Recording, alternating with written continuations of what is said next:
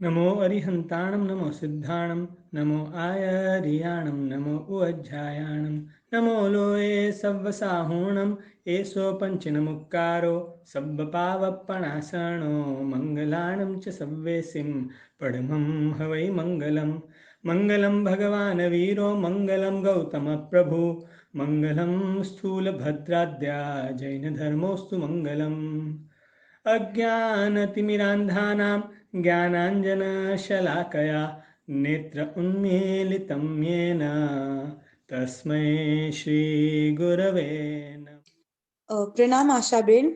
तो हम प्रणाम। प्रार्थना से शुरुआत करें। जी। हे प्रभु आनंद दाता ज्ञान हमको दीजिए, लीजिए हमको शरण में, शीघ्र सारे दुर्गुणों दुर्गुणों को दूर हमसे कीजिए, लीजिए हमको शरण में नित्य ही सेवा, लीजिए हम सदा शरण में हम सदाचारी बने, ब्रह्मचारी धर्म रक्षको वीर व्रतधारी बने, प्रेम से हम गुरुजनों की नित्य ही सेवा करें, सत्य बोले झूठ त्यागे, मेल आपस में करे, निंदा किसी की हम किसी से भूल कर भी ना करे, धैर्य बुद्धि मन लगा कर वीर गुण गाया करे। मिच्छामि दुक्कडम। प्रणाम। स्वाध्याय की शुरुआत करते हैं। नमो अरिहंताणं नमो सिद्धाणं नमो आयर्याणं नमो उवत्सायाणं नमो लोए सव्वसाहूणं एषो पंच नमुक्कारो सव्वपावप्पणासनो मंगलाणं च सव्वेसिं पठनम हवै मंगलम। हम लोग कर रहे हैं दो प्रतिक्रमण के सूत्र का अर्थ, जिसमें हमारा अन्यथा सूत्र तक का कंप्लीट हो गया है। अन्यथा सूत्र का अर्थ करते करते जो मैंने सकल चंद्र जी उपाध्याय की मैंने जो बात बताई थी, वो भी आप लोग जरूर ध्यान में रखिएगा कि कौशिक कितनी सुंदरता से उन्होंने किया होगा, कैसा मन लगा के किया होगा कि 17 पूजा की भी उसमें रचना हो गई, इतनी सुंदर रचना। और उनको लगा होगा जब कौशिक के लिए सोचा कि जब तक ये डोंकी का आवाज नहीं आएगा तब तक हम कौसंग में रहेगा। उन्होंने सोचा होगा कि 15-20 मिनट, 1 घंटा, 2 घंटा में डोंकी तो आवाज करेगा, लेकिन डोंकी को लेके ही उसका मालिक चला गया वहां से कुम्हार, और दूसरे दिन आया तो उतनी देर तक कौसंग में रहे। तो अगर ऐसी परिस्थिति में भी जो अपने नियम को नहीं छोड़ देते हैं, जो एक दृढ़ निश्चय किया था कि इतनी ऐसा संजोग जब तक नहीं बनेगा तब तक मैं कौसंग में रहूंगा, तो कितना उन्होंने अपने आप को, अपनी काया को कैसे बोसिरा दी होगी कि उनको पता ही नहीं चला कि कितना समय चला गया। तो ऐसे महात्माओं के जीवन से हम इतना तो जरूर सीख सकते हैं कि हमको तो लिमिट दी गई है कि 1 लोगस का कौशक करना है, या 2 लोगस का, या 4 का, या फिर 12, 20, 40 मैक्सिमम अपना इतना आता है प्रतिक्रमण में। बाकी आप चैत्री पूर्णिमा आदि तप करते हो, नवपज्य की ओलिक करते हैं, तो उसमें ज्यादा कौशक आता है। लेकिन हमको जब इतना लिमिट भी दे दिया है कि आपको इतना ही कौशक करना है, तो क्या हम उतनी देर भी स्थिर नहीं रह सकते? क्या हम उतनी देर के लिए भी हम अपना पूरा पूरा ध्यान जो है वो लोगस बोलने में हम लगाए? और हर कौशग में बहुत ही कम कौशग में एक नौकर मंत्र का कौशग आता है, बाकी मैक्सिमम कौशग लोगस सूत्र का आता है। और इसलिए अब यहाँ पे लोगस सूत्र रखा गया है, तो हम लोगस सूत्र का आज अध्ययन शुरू करेंगे। पहले गाथा का उच्चार, जिसका शुद्धिकरण करने का हो वो शुद्धिकरण में ध्यान दे, और जिसको नई गाथा लेने की हो वो नई गाथा के हिसाब से इसके ऊपर में ध्यान दे। लोगस्स उज्जो अगरे धम्म तित्थ यरे झीणे अरिहंते कित्त इस्सम च उवी संपी केवली। फर्स्ट गाथा, रिपीट। लोगस्स उज्जो अगरे धम्म तित्थ यरे झीणे अरिहंते कित्त इस्सम च उ वि संपि केवली उसभ मजी अम च वंदे संभव मभिनंदनम च सुमइम च पउमप्पहम सुपासम झीणम च चंदप्पहम वंदे। बहुत सारे जोड़िया अक्षर इसमें हैं, इसलिए खास ध्यान दीजिएगा। और अनुस्वार का कहाँ कहाँ म प्रोनाउंसिएशन होता है, हाफ म, कहाँ हाफ न प्रोनाउंस होता है, वो भी ध्यान दीजिएगा। रिपीट करती हूँ मैं, सेकंड का था उसभ मझी अम च वंदे संभव मभिनंदनम च सुमइम च पउमप्पहम सुपासम क्षीणम च चंदप्पहम वंदे। नेक्स्ट सुविहिम च उफ्फदंतम सिअल सिद्धंस वासुपूज्यम च विमल मणंतम च जीणम धम्मम संतिम च वंदामि। रिपीट सुविहिम च उफ्फदंतम सिअल सिद्धंस वासुपूज्यम च विमल मणंतम च जीणम धम्मम संतिम च वंदामि। कुंथुम अरम च मल्लिम वंदे मुनिसुव्वयम नमी जीणम च वंदामि रिट्ठनेमिं पासम तह वद्धमाणम च। रिपीट कुंथुम अरम च मल्लिम वंदे मुनिसुव्वयम नमी झीणम च वंदामि रिट्ठनेमिं पासम तह वद्धमाणम च। एवं म ए अभिथुआ विहूय रयमला पहीण झरमरणा च उवि संपि झिणवरा तिथयरा में पसीयन्तु। रिपीट एवं म ए अभिथुआ विहूय रयमला पहीण झरमरणा च उवि संपि झिणवरा तिथयरा में पसीयन्तु। नेक्स्ट गाथा कित्तीय वंदीय महिया जे ए लोगस्स उत्तमा सिद्धा आरुग्ग बोहिलाभम समाहि वरमुत्तमम दिन्तु। रिपीट कित्तीय वंदीय महिया जे ए लोगस्स उत्तमा सिद्धा आरुग्ग बोहिलाभम समाहि वरमुत्तमम दिन्तु। चंदेसु निम्मलयरा आ इच्चेसु अहियम पयासयरा सागर वर गंभीरा सिद्धा सिद्धिम मम दिसन्तु। रिपीट चंदेसु निम्मलयरा आ इच्चेसु अहियम पयासयरा सागर वर गंभीरा सिद्धा सिद्धिम मम दिसन्तु। किसी को भी प्रोनाउंसिएशन में अगर प्रॉब्लम होता हो तो बाद में व्हाट्सएप से बताइएगा, तो वो प्रोनाउंसिएशन सही करा देंगे। अभी हम शब्दार्थ लेते हैं। लोगस माने लोक को माने चौदराज लोक को, जिसमें ये हमारा तिरछा लोक, ऊपर के 12 देवलोक, पहले ज्योतिष चक्र, मेरु पर्वत, ज्योतिष चक्र, उसके बाद उसके ऊपर में 12 देवलोक, इसके ऊपर 9 ग्रह, इसके ऊपर में 5 प्रकार के अनुत्तर विमान, और लास्ट में सिद्धशिला, और सिद्धशिला से ऊपर, सिद्धशिला को टच किए बिना ऊपर एकदम छेड़े हुए लोकांत में जो सिद्ध भगवान विराजमान है, और नीचे में रत्न प्रभा, हम जिस पृथ्वी पर रहते हैं उसके तल में नीचे में प्रथम द्वार की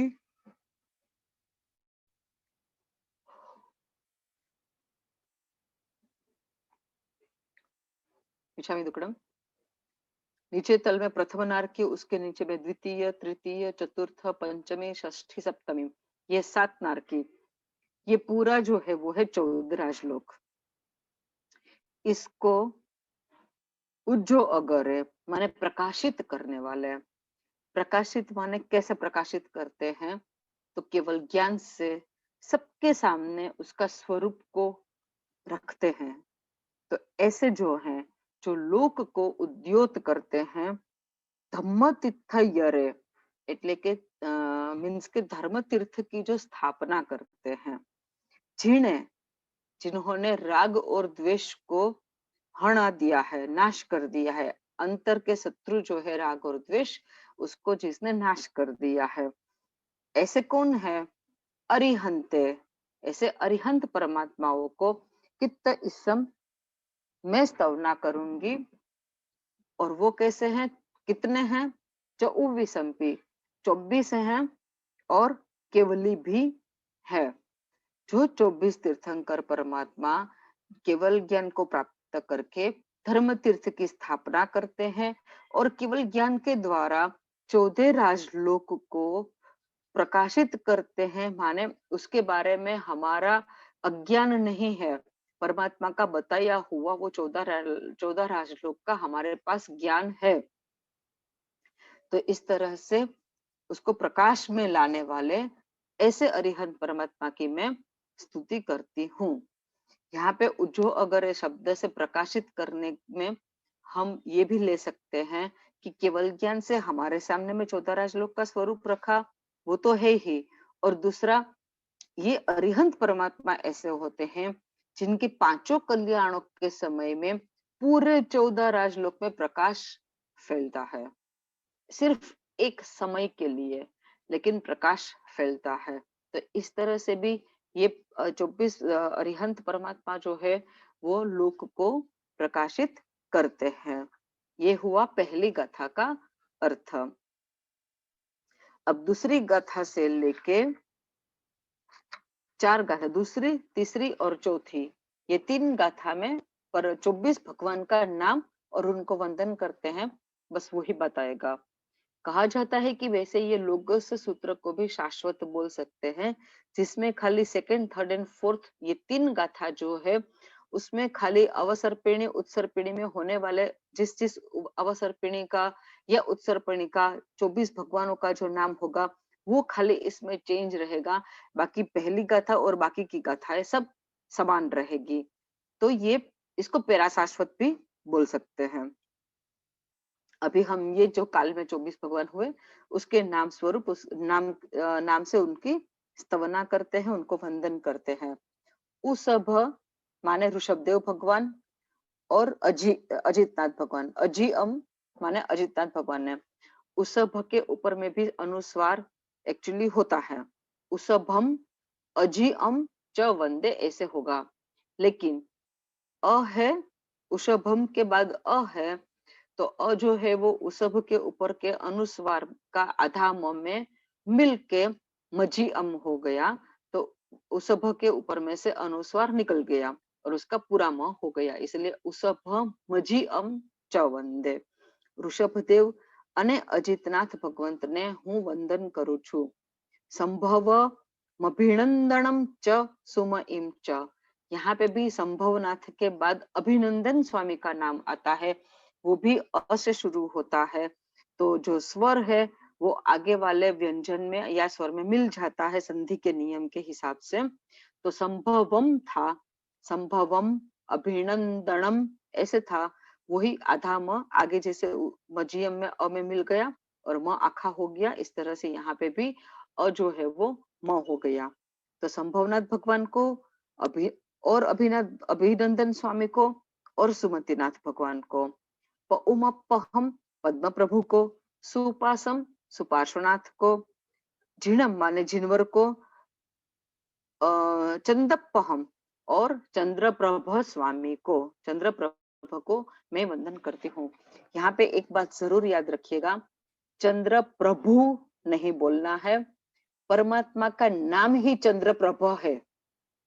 हम प्रभु शब्द का अर्थ होता है भगवान, हम भगवान को बोलते हैं ना प्रभु, और प्रभ शब्द का अर्थ होता है तेज, कांति।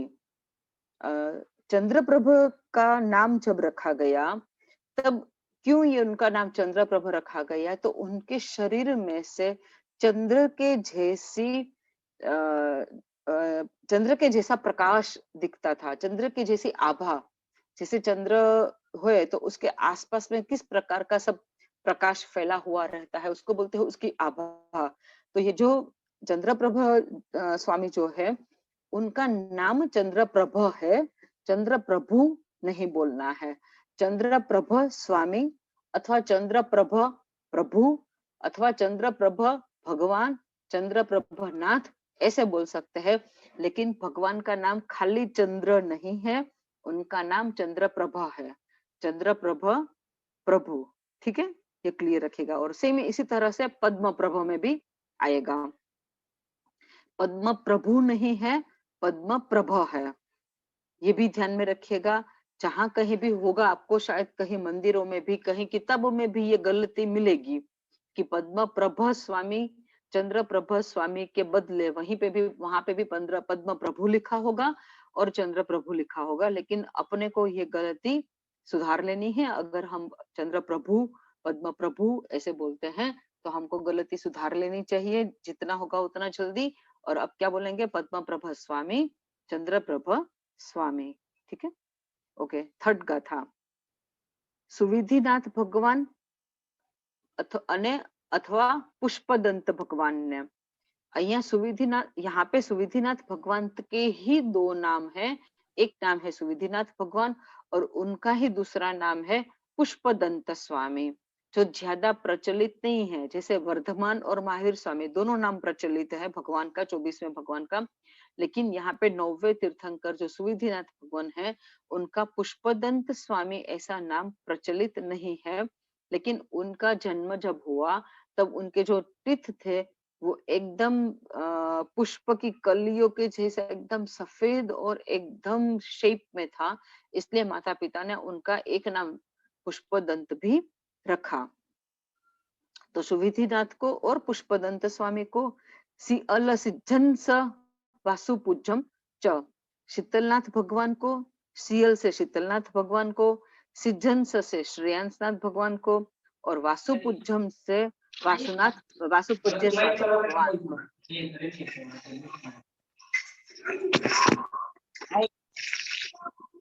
बट आशा का नाम है क्या बेटा? कर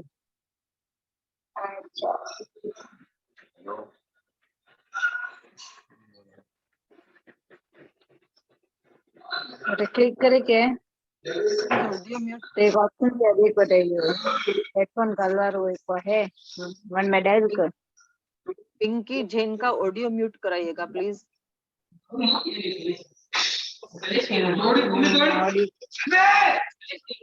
चिल्लाओ मत रे। होस्ट प्लीज इनका ऑडियो म्यूट कराइए। पिंकी बेन, आप अपना ऑडियो म्यूट कीजिए प्लीज। वॉल्यूम कम कीजिए, ऑडियो म्यूट कराइए।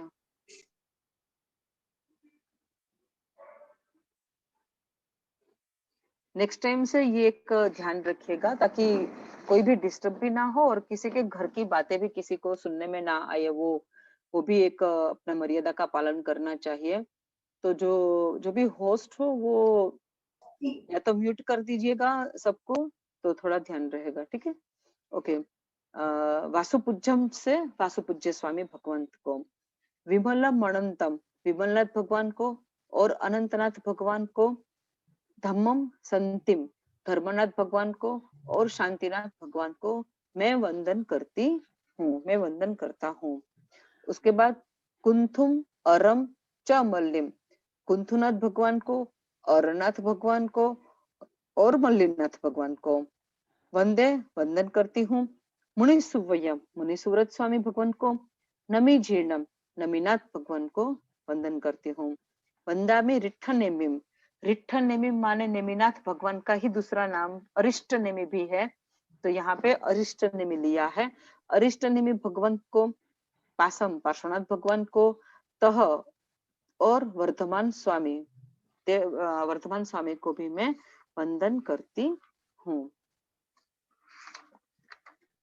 एवं मये अभित हुआ, एवं इस तरह से मये मेरे द्वारा अभित हुआ, स्तवना की मैंने, विहुय किसकी स्तवना की मैंने, तो के विहुय माने जिन्होंने क्षय कर दिया है, विनाश कर दिया है। क्या विनाश कर दिया है? रय मला, रय माने रज डस्ट, और मला माने मल मेल गंदा जो होता है वो। जिन्होंने डस्ट को और मेल को खत्म कर दिया है। कौन सी डस्ट और कौन सा मेल? तो जो कर्म रूपी डस्ट है, कर्म का जो कचरा है आत्मा के ऊपर में, उसको जिन्होंने क्षय कर दिया है, पूरा ही खत्म कर दिया है, विनाश कर दिया है। पहीण, और जिन्होंने विशेष रूप से क्षय किया है। क्या विशेष रूप से क्षय किया है? झर मरणा, झर माने वृद्धावस्था और मरणा माने मृत्यु। जिन्होंने कर्म की डस्ट को और कर्म के कचरे को पूरा विनाश कर दिया है, क्षय कर दिया है, और विशेष रूप से जिन्होंने वृद्धावस्था को और मृत्यु को भी अब क्षय कर दिया है। ऐसे कौन होते हैं? तो के 24 जिनवरा, 24 तीर्थंकरो, 24 जिनेश्वर भगवंतो, तीर्थयरा में पश्यन्तु, तीर्थंकर भगवंतो में मेरे पर पश्यन्तु, प्रसन्न था ओ। हम यहाँ पे ये 24 भगवान का नाम लेने के बाद वंदन करती हूँ, ये करने के बाद हम कहते हैं कि हमने जिन्होंने विशेष रूप से कर्म क्षय किया है और जिन्होंने वृद्धावस्था का और मरण का भी क्षय कर दिया है, ऐसे 24 तीर्थंकर भगवंत की मैंने स्तवना की है। इस तरह से वो 24 तीर्थंकर भगवंत मेरे ऊपर प्रसन्न था ओ। भगवान से हम मांगते हैं कि आप मेरे पर प्रसन्न हो। प्रसन्न होके हम क्या मांगते हैं? अगर हमारे ऊपर में भगवान प्रसन्न हो गए, इतनी सुंदर भावना से अगर हमने भगवान की प्रार्थना की, स्तवना की, तो अब भगवान हम पर प्रसन्न होंगे, ऐसा हम मांगते हैं भगवान के पास। प्रसन्न होने के बाद भगवान अगर बोलेंगे कि हाँ हाँ मैं प्रसन्न हूँ, बोलो मांगो क्या चाहिए, तो उसके बाद का हम यहाँ पे मांगते हैं। और भी हम कहते हैं कि कित्तीय मैंने स्तवना किया हो, वंदीय वंदन किया हो, महिया पूजा की हो, जे ए लोगस्स उत्तमा सिद्धा, જે કોઈ પણ આ લોકમાં उत्तम सिद्ध થયા જે कोई भी ये लोक में उत्तम सिद्ध हुए हैं। यहाँ पे क्यों उत्तम सिद्ध हुए हैं ऐसा बात कहा गया? सिद्ध तो सब समान ही होते हैं, सब सिद्ध भगवंत की एक समान गुणवत्ता है, एक समान उत्कृष्ट क्वालिटी के सभी गुण अनंत समय के लिए अब जिसमें विराजमान है, कोई उनमें कोई डिफरेंस नहीं है। फिर भी यहाँ पे उत्तम सिद्ध क्यों कहा गया? तो जितने भी सिद्ध है उसमें भी जो 24 तीर्थंकर भगवंत जो होते हैं, जो यहाँ से केवल ज्ञान की प्राप्ति करने के बाद, तीर्थ की स्थापना करने के बाद, भव्य जीवों को उपदेश के द्वारा तारने के बाद जब खुद निर्वाण पाते हैं और जब सिद्ध बनते हैं, तो वो जो 24 तीर्थंकर परमात्मा और महाविद्य क्षेत्र के 20 तीर्थंकर परमात्मा जब सिद्ध होते हैं, तो उनको उत्तम सिद्ध कहा जाता है। क्योंकि उतना फर्क तो बनता ही है कि तीर्थंकर परमात्मा का सिद्ध पढ़ना और सामान्य केवली भगवंतों का सिद्ध पढ़ना, बस उतना फर्क। क्योंकि सामान्य केवली भगवंत जो होते हैं उनको भी तो केवल ज्ञान की प्राप्ति हुई तीर्थंकर परमात्मा की वजह से। तो यहाँ पे तीर्थंकर भगवंतों को उत्तम सिद्ध कहा गया है। ऐसे है उत्तम सिद्ध भगवंत, आप मेरे पर अगर प्रसन्न हुए हो तो आरोग्य माने हेल्थ, अच्छी हेल्थ, बोहि लाभम बुद्धि लाभ माने सम्यक दृष्टि, सम्यक दर्शन, सम्यक ज्ञान, सम्यक चरित्र, ये है बोधि नो लाभ। बोधि माने सम्यक, तो और उसका लाभ हो। समाहि समाधि मलो, वर माने ये वरदान मिलो, उत्तमम એટલે उत्तम आपो, उत्तम, और दिंतु એટલે दिंतु मीन्स दीजिए। ये 24 तीर्थंकर परमात्मा जो उत्तम सिद्ध है वो मुझे आरोग्य दीजिए, मुझे सम्यक्त्व दीजिए, मुझे श्रेष्ठ ऐसी समाधि भी दीजिए, और ये मेरा ये सब मुझे उत्तम दीजिए। आरोग्य भी दीजिए तो उत्तम दीजिए, श्रेष्ठ दीजिए। सम्यक तो भी श्रेष्ठ चाहिए, अभी आया अभी चला गया ऐसा सम्यक तो नहीं, जो मेरे पास आए और फिर टिक जाइए, जो मुझे मोक्ष दिला के ही रहे, ऐसा मुझे सम्यक तो दीजिए। समाधि भी उत्तम दीजिए, ऐसा नहीं कि अंतिम समय है, 1 सेकंड के लिए मन शांत रहा, समाधि में रहा, फिर वापिस दुर्भाव में चला गया, अंतर्ध्यान में चला गया, वेदना में चला गया, कहाँ पैदा होंगे उसकी चिंता में चला गया, ऐसा नहीं। ये सब चीज मुझे श्रेष्ठ दीजिए। अब परमात्मा की फिर से एक बार स्तुति करते हैं। कैसे हैं परमात्मा? चंदेसु माने चंद्र से भी निर्मल यरा, अधिक निर्मल है। हमको चंद्र की उज्जवलता सबसे ज्यादा दिखाई देती है दुनिया में, कुछ भी चंद्रमा से ज्यादा वाइट नहीं है, तो चंद्रमा से भी उज्जवल परमात्मा है। आइच्चेसु अहियम पयासयरा, आइच्चेसु माने सूर्य, खाली आई माने आदि से सूर्य लेना है, लेकिन खाली सूर्य नहीं, सूर्य के समूह से, माने एक सूर्य नहीं, ज्यादा सूर्य। चंदेसु में भी चंद्र के समूह का लेना है, एक ही चंद्र की उज्जवलता नहीं, बहुत सारे चंद्र इकट्ठे हो और उनकी जो उज्जवलता हो, उससे भी आप ज्यादा उज्जवल हो। आइच्चेसु में सूर्य के समूह से, अहियम माने अधिक, और पयासेरा माने प्रकाश करनारा। एक सूर्य कितना प्रकाश करता है, उससे भी बहुत ज्यादा सूर्य अगर एक साथ एक आकाश में एक ही जगह में अगर आ जाए तो कितना ज्यादा प्रकाश फैल जाएगा, उससे भी अधिक प्रकाश परमात्मा आप करते हो। सागर वर गंभीरा, सागर से भी ज्यादा आप गंभीर हो, ऐसे सिद्धा हे सिद्ध भगवंतो, सिद्धि माने सिद्धि को, मम माने मुझे, दिसंतु माने दीजिए, ऐसे है सिद्ध भगवंतो मुझे सिद्धि दीजिए। ये हुआ शब्दार्थ और गाथार्थ। अब विशेषार्थ लेते हैं। पहली गाथा से ही विशेषार्थ लेते हैं। परमात्मा को बताया गया है लोक को उद्युत करनारा, केवल ज्ञान से, जैसे ही केवल ज्ञान की प्राप्ति होती है परमात्मा को, अभी जैसे हम लोग हैं, हमारे पास जो भी ज्ञान है वो केवल ज्ञान की प्राप्ति होने के बाद परमात्मा को समवसरण की रचना की गई और सब लोग दीक्षा परमात्मा के देशना चालू हुई, सब लोगों की दीक्षा चालू हुई, और उसमें जो गणधर नाम कर्म वाले आत्मा थे उनको परमात्मा ने आगे बुलाया, उन्होंने 3 प्रदक्षिणा दी, परमात्मा ने उनके ऊपर में वाशक्षेप डाला और तीनों प्रदक्षिणा में सवाल सेम पूछा, लेकिन तीनों टाइम में परमात्मा का जवाब अलग अलग था, जिसको हम त्रिपदी बोलते हैं। और ये त्रिपदी को प्राप्त करते ही और परमात्मा का उनके मस्तक के ऊपर में, आज्ञा चक्र के ऊपर में तुरंत ही वासक्षेप का डालना और वो हाथ भी इसके ऊपर में इस तरह से रखना, इसकी वजह से वो जो गणधर नाम कर्म वाले साधु भगवंत होते हैं, उनका ज्ञानावरणीय कर्म का इतना जबरदस्त क्षयोपशम होता है कि वो द्वादशांगी की रचना करते हैं, और उसमें ये 14 राजलोक का पूरा पूरा वर्णन आता है। धर्मास्तिकाय, अधर्मास्तिकाय आदि जो 6 द्रव्य का वर्णन आता है, नव तत्व का वर्णन आता है, पूरे 14 श्लोक का वर्णन आता है।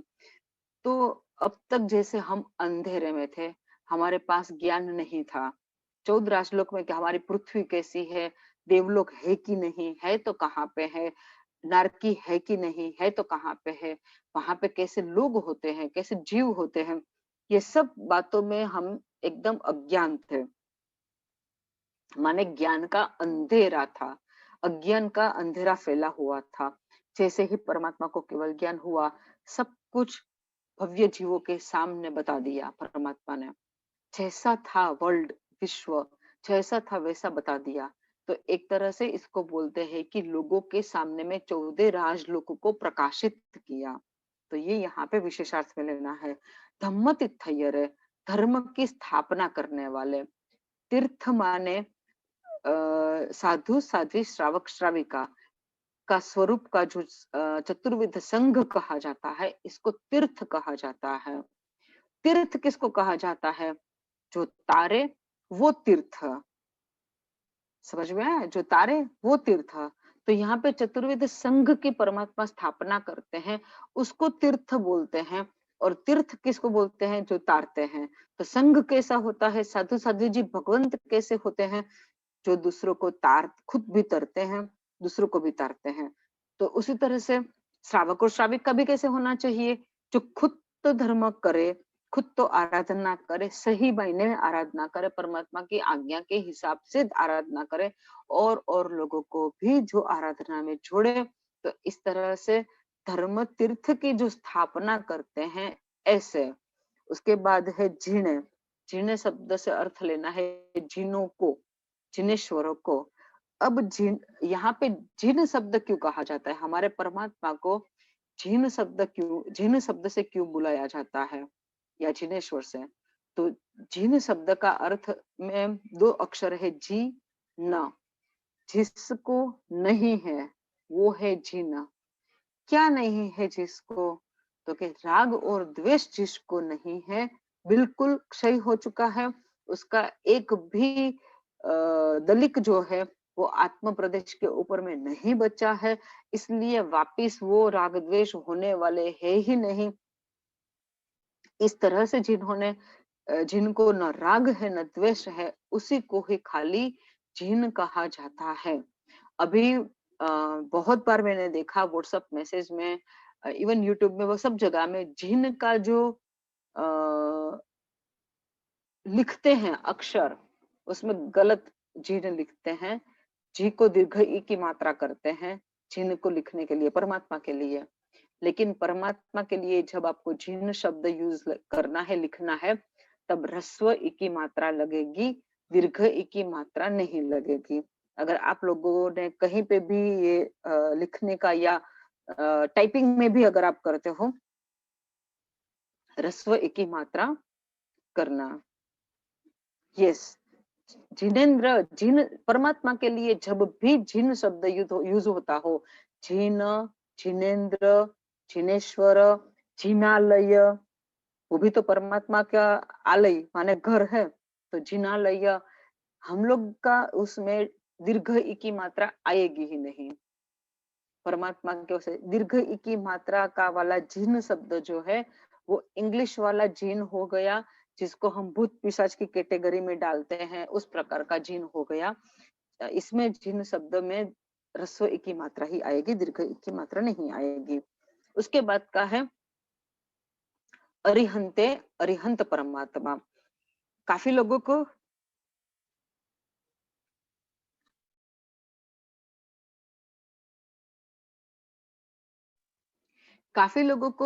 अरिहंत शब्द के बारे में कंफ्यूजन है कि अरिहंत सिर्फ और सिर्फ परमात्मा को कहा जाता है। ऐसा नहीं है। तीर्थंकर शब्द सिर्फ परमात्मा के लिए है, जिनेश्वर सिर्फ परमात्मा के लिए है। लेकिन अरिहंत शब्द जो है वो केवली नॉर्मल केवली भगवंत जो है उनको भी लागू पड़ता है, क्योंकि अरिहंत शब्द का अर्थ है अरि माने शत्रु, हंत माने जिन्होंने हणिया है उनको, जिन्होंने शत्रुओं को हना है। कौन से शत्रुओं को हना है? हमारा तो अहिंसा प्रधान धर्म है, तो क्यों हरने की बात आ गई? तो जो राग द्वेष रूपी आत्मा के जो शत्रु है, उसका जिन्होंने विनाश कर दिया है, ऐसे को बोलते हैं अरिहंत। तो केवली भगवान भी राग द्वेष को खत्म कर दिया है, तभी जाके केवल ज्ञान उत्पन्न हुआ है। तो उनको भी अरिहंत कहा जा सकता है, क्योंकि गौतम स्वामी के नाम के आगे में जब कोई गौतम स्वामी का जाप करते हैं तो उसके उसमें आता है श्री अरिहंत उवज्जाय गौतम स्वामी ने नमः। तो मेरे पास ये इंक्वायरी आया था, इसलिए मैं यहाँ पे क्लियर करती हूँ कि सामान्य केवली भगवंत जो होते हैं उनको भी अरिहंत शब्द से हम बोल सकते हैं। लेकिन तीर्थंकर शब्द सिर्फ और सिर्फ अरिहंत परमात्मा माने भगवान के लिए कहा जाता है, जिनेश्वर भी भगवान के लिए कहा जाता है। इसके बाद की जो 3 गाथा है उसमें सिर्फ परमात्मा का नाम है, उसके बारे में हम बाद में बात करेंगे, वो भी लेंगे डिटेल में परमात्मा का नाम का। हम 5वीं गाथा से फिर लेते हैं कि इस तरह से मैंने परमात्मा की स्तवना की, परमात्मा ने जिन्होंने कर्म की डस्ट को निकाल दिया है। कर्म जो है वो डस्ट के स्वरूप में है और उसका रंग भी काला है। अरिहंत परमात्मा नौकार मंत्र में सबसे पहला पद है नमो अरिहंताणम, माने इसमें हम सिर्फ और सिर्फ तीर्थंकर परमात्माओं को नमस्कार करते हैं। यहाँ पे अरिहंत में हम सामान्य केवली भगवंतों को नमस्कार नहीं करते हैं। जिन्होंने तीर्थ को प्रवर्ताया है, चतुर्विध संघ की जिन्होंने स्थापना की है, जिनका तीर्थंकर नाम कर्म निकाचित होता है, जिनका 5 कल्याणक होता है, जिनका कल्याणक 64 इंद्र करते हैं, कोड़ाकोड़ी देवता हमेशा जिसके साथ हाजिर होते हैं, जिनके 34 अतिशय हैं, जिनकी वाणी 35 गुणों के साथ सुनाई जाती है, जो समवसरण में बैठ के देशना देते हैं और जो खुद केवल ज्ञान पामते हैं, उसके बाद देशना दे के और भव्य जीवों भी उनकी कृपा से केवल ज्ञान पामते हैं। ऐसे तीर्थंकर परमात्माओं को नवकार मंत्र के पहले पद में नमस्कार किया गया है। अब सिद्ध भगवंतों को लेते हैं। दूसरा पद में सिद्ध भगवंतों को क्यों अरिहंत से सिद्ध को अलग करते हैं? जो जिनको भी केवल ज्ञान होता है, उनका जब आयुष्य खत्म होता है तो उनका वापिस जन्म नहीं होता है, क्योंकि कोई कर्म ही नहीं बचा है वापिस जन्म लेने के लिए, इसलिए उनका सीधा मोक्ष हो जाता है। मोक्ष माने के वो आत्मा अब सिद्ध हो चुकी है, तो वो केवली भगवंतों के भी आत्मा सिद्ध हो चुकी है।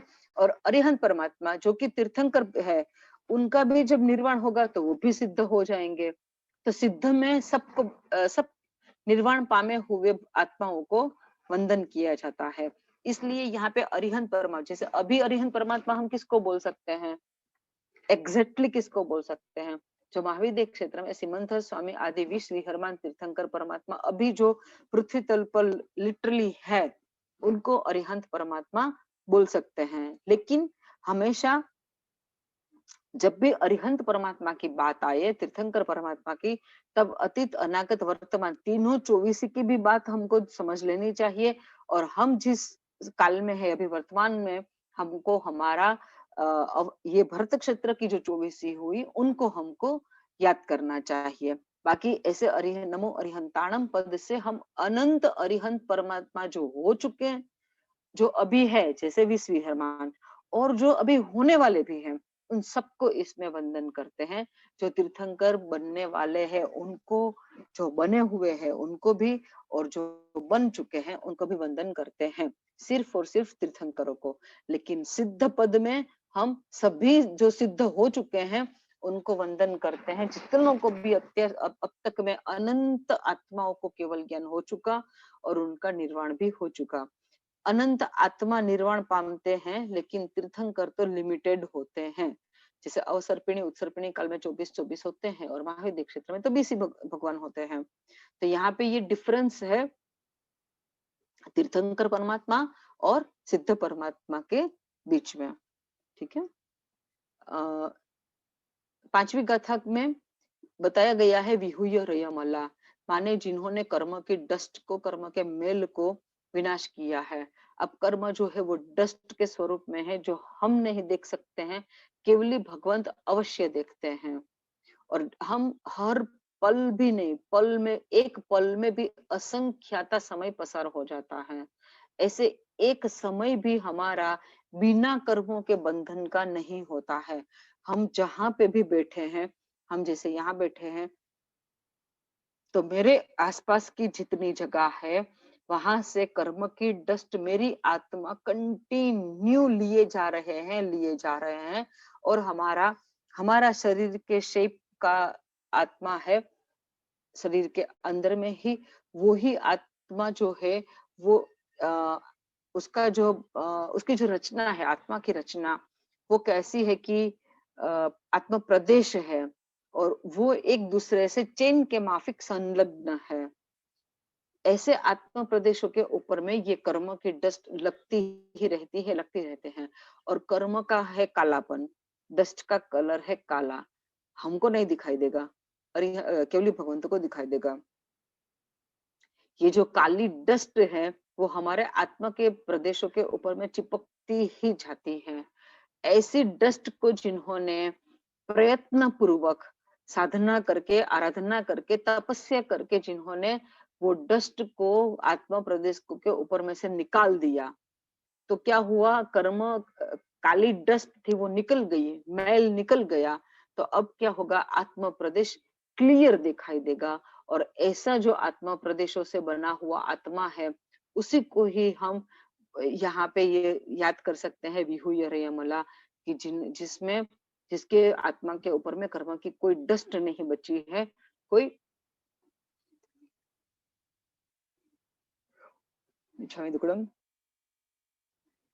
कर्म का कोई मेल नहीं बचा है। ये हुआ विहूयरेयमला। पहीण जर मरणा, विशेष रूप से जिन्होंने क्षय किया है वृद्धावस्था को और मरण को। दो बात, परमात्मा, अरिहंत परमात्मा माने तीर्थंकर परमात्मा, वो कभी भी वृद्ध नहीं होते हैं। जैसे महावीर स्वामी भगवान 72 ईयर्स के हुए, अभी के समय का या उस वक्त के समय के भी 72 ईयर का आदमी जैसा थोड़ा बहुत तो एजेड दिखेगा, वृद्धावस्था दिखेगी, थोड़े बाल चले जाएंगे, थोड़ा दांत का प्रॉब्लम, आंख का प्रॉब्लम, वो सब जनरली होता है, सबको होता है ऐसा नहीं है, जनरली होता है। और लेकिन स्किन तो थोड़ी ये हो ही जाती है। लेकिन किसी भी तीर्थंकर परमात्मा का कितना भी बड़ा आयुष्य क्यों ना हो, उनके युवावस्था हमेशा एज इट इज टिकी रहती है। एवरग्रीन जिसको हम बोल सकते हैं, हमेशा यंग रहते हैं। जब जन्म होता है तब जितने छोटे होते हैं, और बड़े बड़े बड़े होते होते 18 20 समझो कि 72 ईयर का महावीर स्वामी भगवान का आयुष्य था। तो महावीर स्वामी भगवान जब 19 20 21 साल के हुए, और उस वक्त उनकी जितनी देह रचना, हाइट, बॉडी, 7 हाथ की काया उनकी हो चुकी, और हेयर वगैरह जितना डेवलप उनका होना था वो हो चुका। उसके बाद उसके उनकी स्किन के, परमात्मा की स्किन के ऊपर में कोई फर्क नहीं पड़ता है। परमात्मा के ये जो नेल होते हैं वो सब तो बढ़ते ही नहीं है। वो तो आप एक बहुत सुंदर स्तवन है, निरख्यो नेमि चिड़ंद ने अरिहंता जी, राजी मती करियो त्याग भगवंता जी, उसमें भी आता है अरिहंत परमात्मा का वर्णन। और प्रथम जिन ऋषभदेव भगवान का प्रथम जिनेश्वर प्रणमीय जास सुगंधि रे काई, उसमें भी अरिहंत परमात्मा का वर्णन आता है कि हमारे अरिहंत भगवंत कैसे होते हैं, क्या स्पेशलिटी है तीर्थंकर परमात्मा। तो उनका नख है, बाल है, वो बढ़ता नहीं है, ये सब बातें उसमें बताई गई है। मेरा कहने का यहाँ पे मेन बात यह है कि उनको वृद्धावस्था कभी भी नहीं आती है। जैसे कि ऋषभदेव भगवान का 84 लाख पूर्व का आयुष्य था, और उसमें वो ऋषभदेव भगवान 83 लाख पूर्व तो संसार में ही थे। 83 लाख पूर्व का उनका आयुष्य जब कंप्लीट हुआ और 1 लाख पूर्व आयुष्य बाकी था, तब उन्होंने दीक्षा ली। माने अब हम इनको यहाँ पे अब जो 84 पूर्व भी हटा देते हैं, लाख भी हटा देते हैं, अभी अपने खाली 84 में आ जाते हैं। तो 83 ईयर तक तो परमात्मा संसार में ही थे। लास्ट ईयर में खाली दीक्षा ली। लास्ट ईयर में दीक्षा ली मतलब जैसे अब 1 लाख पूर्व में आते हैं, तो उनमें 1000 साल तक उनको साधना करनी पड़ी, तब उनका केवल ज्ञान हुआ। सबसे लंबा छद्मस्थ काल जो है वो ऋषभदेव भगवान का है, 1000 वर्ष। अभी जैसे सिमंदर स्वामी सब है, उनका भी 1000 वर्ष का छद्मस्थ पर्याय था। उनका भी 84 लाख पूर्व आयुष्य है। उसमें से 83 लाख पूर्व आयुष्य संसार में थे। वो कंप्लीट होने के बाद दीक्षा ली, 1000 साल साधना की, तब जाके उनको केवल ज्ञान हुआ। तो सोचिए कितनी वृद्धावस्था में ऋषभदेव भगवान को केवल ज्ञान हुआ होगा। लेकिन वृद्धावस्था तीर्थंकर परमात्माओं को कभी दिखती ही नहीं है, ये उनका अतिशय होता है। उनको एज से कोई फिर फर्क नहीं पड़ता है। यंग लाइफ में एक बार पहुंच गई है, उसके बाद उनकी यंग बॉडी का जो होता है वो एज इट इज रहता है। और उसके बाद का शब्द है मरणा। मरण भी जिसका विशेष रूप से क्षय हो गया। क्यों क्षय हो गया? क्योंकि ये जन्म मनुष्य का था, इसलिए जन्म हुआ, इसलिए मृत्यु निश्चित है। लेकिन नेक्स्ट जन्म लेने के लिए उनके पास कोई कर्म बचा नहीं है, क्योंकि 4 घाती कर्म का तो क्षय कर चुके हैं। अब बाकी है खाली आयुष्य, नाम, गोत्र और वेदनीय कर्म। ये 4 कर्म ऐसे है कि जैसे ही उसमें से आयुष्य कर्म जैसे ही खत्म होगा, बाकी के 3 कर्म भी खत्म हो जाएंगे। तो कोई कर्म ही नहीं बचा है तो जन्म नहीं लेंगे, और जन्म नहीं लेंगे अब, इसलिए मृत्यु भी नहीं है। इसलिए तीर्थंकर परमात्मा या फिर सभी केवली भगवंतों का सबका मरण अब ये वाला लास्ट है। अब उसके बाद कोई दूसरा मरण उनका नहीं है, क्योंकि दूसरा जन्म नहीं है। ये 2 विशेषण था जो बताया। ऐसे 24 भगवंत तीर्थंकर परमात्मा मेरे पर प्रसन्न हो। हम क्यों परमात्मा को बोलते हैं कि मेरे पर प्रसन्न हो? क्योंकि हमको जो कुछ भी आज हमारे पास, हम जो कुछ भी सुख भुगत रहे हैं, जो सुख को हम मानते हैं, वो सुख सिर्फ और सिर्फ परमात्मा की कृपा से हमको मिला है। कोई ना कोई जन्म में हमने परमात्मा की एक छोटी सी भी आज्ञा का पालन किया होगा, वो उतना पुण्य कमाता है कि हमारा ये जन्म मनुष्य के रूप में हुआ। हमको उसी पुण्य के हिसाब से, परमात्मा की आज्ञा के पालन से बंधे हुए पुण्य से ही हमको जैन धर्म भी मिला। पेरेंट्स भी ऐसे मिले जिन्होंने हमको जैन धर्म सिखाया भी, जैन धर्म से परिचित भी कराया, और जैन धर्म को फॉलो करने का भी हमारे ऊपर में बचपन में थोड़ा प्रेशर डाले होंगे, अभी भी बोलते होंगे और हमेशा कहते रहेंगे कि हमारे जैन धर्म को छोड़ के, अरिहंत परमात्मा को छोड़ के कहीं पे भी मस्तक ना झुकाना है, ना किसी को मानना है। तो इस तरह से परमात्मा से हमको अभी भी मांगना है, क्योंकि इतना तो विश्वास हो चुका है कि जो ताकत, जो देने की ताकत परमात्मा में है, वो ताकत किसी और में नहीं है। एक अच्छे से ये बात समझिएगा। जो जो कुछ भी देने की ताकत संसार में, अलभ्य से अलभ्य वस्तु भी देने की ताकत परमात्मा में है, वो किसी और में नहीं है। और जो चीज परमात्मा नहीं दे सकते हैं, वो विश्व का दूसरा कोई भी, ना भगवान दे पाएगा, ना देव देविया दे पाएंगे। एकदम ये जैसे बोलते हैं ना, किल ठोक के अगर आप अपने दिमाग में उतार लो, तो बहुत जल्दी हमारा मोक्ष ही हो जाएगा। क्योंकि यही एक बात ऐसी है कि हमको, हम लोगों ने अब तक 100% एक्सेप्ट ही नहीं की है कि परमात्मा हमको सब कुछ दे सकते हैं, और जो परमात्मा नहीं दे सकते, वो दुनिया का कोई ताकत नहीं है जो हमको दे सकेगा। इसलिए हमको अगर कुछ भी, जब तक हमको, हमारा ध्येय हमेशा मोक्ष का रहेगा। जब तक मोक्ष नहीं मिलता है, तब तक सांसारिक सुख सगुण को मांगना नहीं है कि भगवान मोक्ष तो चाहिए, लेकिन एक बार मुझे चक्रवर्ती भी बनाना, एक बार इंद्र भी बनाना, एक बार ये राजा भी बनाना, एक बार मुझे वासुदेव भी बनाना, एक बार मुझे मांडलिक राजा भी बनाना, एक बार मुझे पूरी दुनिया का हम शेयर कर सके इस तरह का मुझे देव भी बनाना, एक बार मुझे मैं सब सोने का स्वामी बनूं, ऐसा नहीं मांगने का है। मोक्ष मांगना है, एक्स्ट्रा कोई सुख नहीं मांगना है परमात्मा से। लेकिन हम जिस जीवन को अभी जी रहे हैं, और आगे भी जो जीवन जिएंगे, जब तक मोक्ष नहीं होगा, जन्म मरण तो हमारा होते रहेगा, उन जन्मों में मैं शांत रहूं, मेरा अर्थ ध्यान ना, मेरा मन जो है वो अर्थ ध्यान में ही ना पड़ा रहे, इसलिए इजी गोइंग लाइफ हो मेरी, इतना खाली मेरे ऊपर प्रसन्न रहना। माने अगर गरीबी है तो कहाँ से पैसा मिलेगा, कहाँ से खाना मिलेगा, कहाँ से कपड़ा मिलेगा, ऐसी हालत में ना हम अपने को धर्म ध्यान में जुड़ पाएंगे, और ना ही हम कोई आराधना कर पाएंगे। तो ऐसी परिस्थिति में परमात्मा मुझे मत डालना कि मुझे आराधना करने का मन ही ना हो। इसलिए जो इजी गोइंग लाइफ हो, माने मैं समृद्धि नहीं मांगती हूँ, लेकिन मेरा लाइफ इजी गोइंग रहे, मुझे खाने पीने की चिंता ना हो, उतना खाली आप मेरे पर प्रसन्न रहो।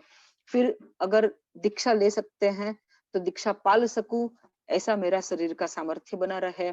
दीक्षा अगर नहीं ली है, नहीं ले सकती हूँ, और अगर मेरा संसार है तो मेरे संसार भी जो बनेगा और बढ़ेगा, उसमें भी परमात्मा तेरी कृपा से आराधना में हम ज्यादा जुड़े, वैसा तेरी कृपा से मिले, इतना आप मेरे पर प्रसन्न होना।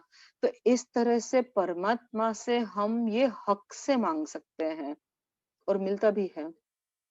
अब इस वक्त जितने भी हो आप लोग स्वाध्याय में, जो कुछ भी सुख भुगत रहे हो आप, मैं भी जो कुछ भी सुख भुगत रही हूँ मैं, किसकी वजह से मिला है मुझे?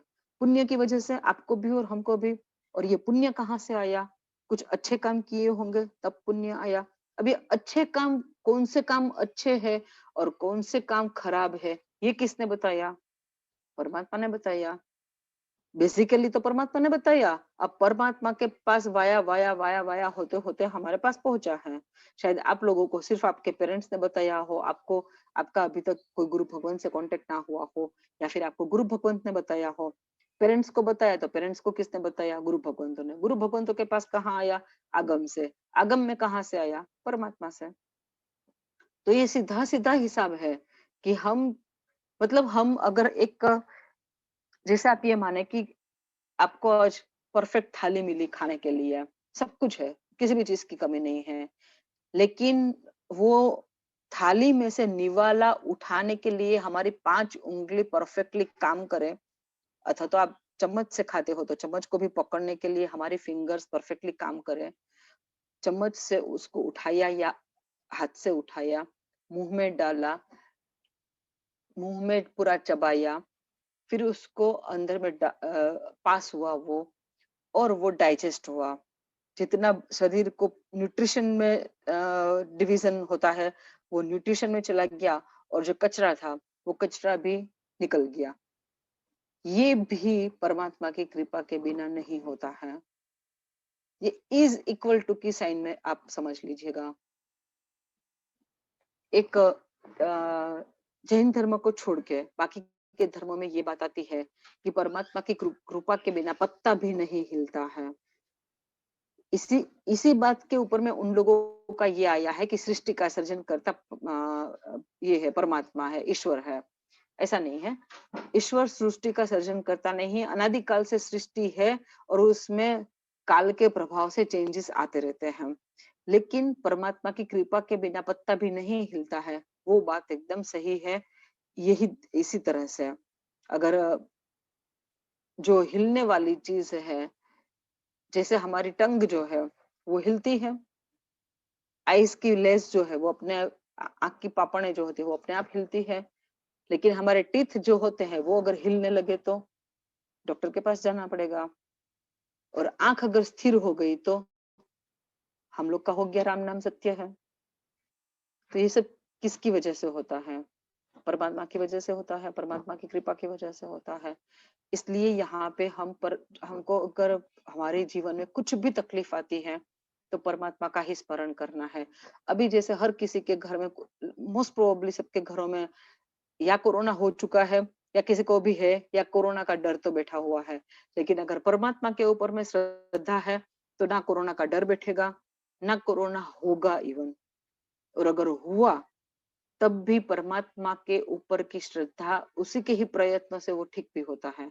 नौकार मंत्र, उवसकहरम, छोटी शांति माने लघु शांति, बड़ी शांति, संतिकरम सूत्र, नमी सूत्र, कितने सारे उपाय हैं इसको ठीक करने के लिए, हमारे ही जैन शासन के।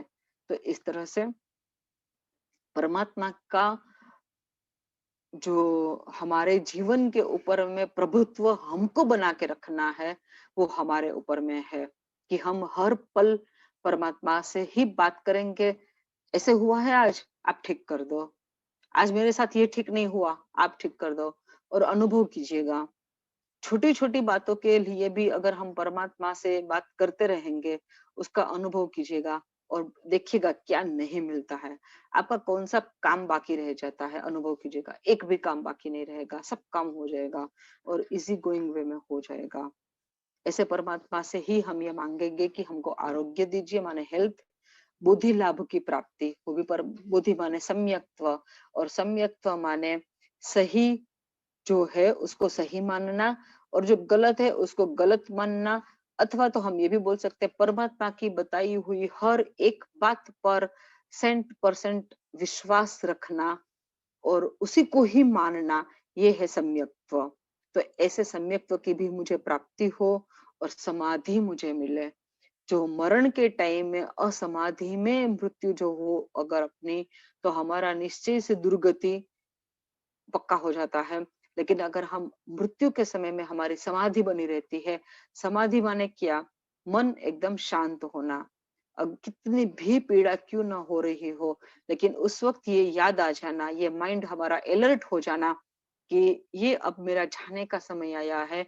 इस समय मुझे सिर्फ और सिर्फ आत्मा के ऊपर में ध्यान करना है, चिंतन करना है, या परमात्मा के ऊपर में ध्यान चिंतन करना है, और मुझे किसी चीज से कोई लेवा देवा नहीं है। मेरा परिवार भी मेरे से बिछड़ जाएगा, कोई दिक्कत नहीं। ऐसे लाखों करोड़ों नहीं, अनंत परिवारों को छोड़ के अपने इधर में आए हुए हैं। तो मुझे ना परिवार को छोड़ने की चिंता है, ना मुझे कहाँ मेरा कितना पैसा है, प्रॉपर्टी है, ये किसी को बताने का कुछ जरूरत है, कुछ नहीं। कोई भी जिसके ऊपर में मेरे को मोह नहीं रखना है। मुझे समाधि चाहिए। समाधि ही अपने को सद्गति दिलाएगी, अच्छी गति माने मनुष्य जन्म दिलाएगी। अगर बिना समाधि के हम मरेंगे तो कहाँ उत्पन्न होंगे पता भी नहीं चलेगा। और परमात्मा कैसे हैं? अनेक चंद्रों के साथ में होने से जो उज्जवलता दिखाई दे, जो वाइटनेस दिखाई दे, उससे भी कई गुने ज्यादा उज्जवल परमात्मा है।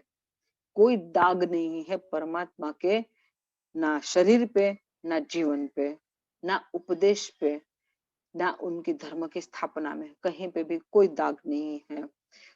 अनेक सूर्य इकट्ठे होने से जितना प्रकाश दे सकते हैं, उससे भी कई गुना ज्यादा प्रकाश परमात्मा देते हैं। याद रखिएगा, परमात्मा को जब केवल ज्ञान होता है, परमात्मा के शरीर से इतना ज्यादा प्रकाश निकलता है कि घनघोर अंधेरी रात में भी अगर परमात्मा का औसत ध्यान में या चलते हैं, विहार करते हैं, तो वाइल्ड एनिमल्स जो होते हैं उनको लगेगा सूरज दिन निकल चुका है, तो वो बाहर आने लगेंगे उतना ज्यादा। और इसीलिए परमात्मा के तेज में, परमात्मा के शरीर से निकलता हुआ तेज हम नहीं देख पाते हैं अपनी इस आंखों से। इसीलिए ये अपने आप परमात्मा के मस्तक के पीछे के पार्ट में एक राउंड सा पार्ट बन जाता है, जिसको बोलते हैं भामंडल। और ये भामंडल जो है, उसमें परमात्मा का शरीर में से निकलता हुआ तेज जो है वो एब्जॉर्ब कर लेता है, और वो खुद फिर एब्जॉर्ब कर लेता है, तो फिर वो ज्यादा प्रकाशित नहीं हो जाता है। तब जाके हम परमात्मा के सामने में देख पाते हैं। समवसरण में जब हमारा तो अभी नसीब बहुत खराब है कि परमात्मा नहीं है, लेकिन अगर हमको कोई कोई अगर प्रसन्न करे देव को, अठम तप करके किसी देव को प्रसन्न कीजिए। हरिणगमेशी देव है, धर्मेंद्र है, पद्मावती है, चक्रेश्वरी माता है, भूमिया जी महाराज है, किसी को भी आप प्रसन्न कीजिए, माणिभद्र देव है।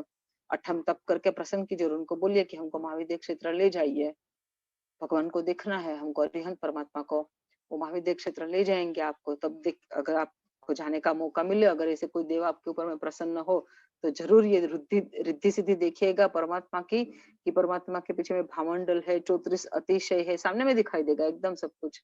समावसरण की रिद्धि सिद्धि सब कुछ सामने में दिखाई देगा। ऐसे अनेक सूर्यों से भी अधिक तेजस्वी से परमात्मा।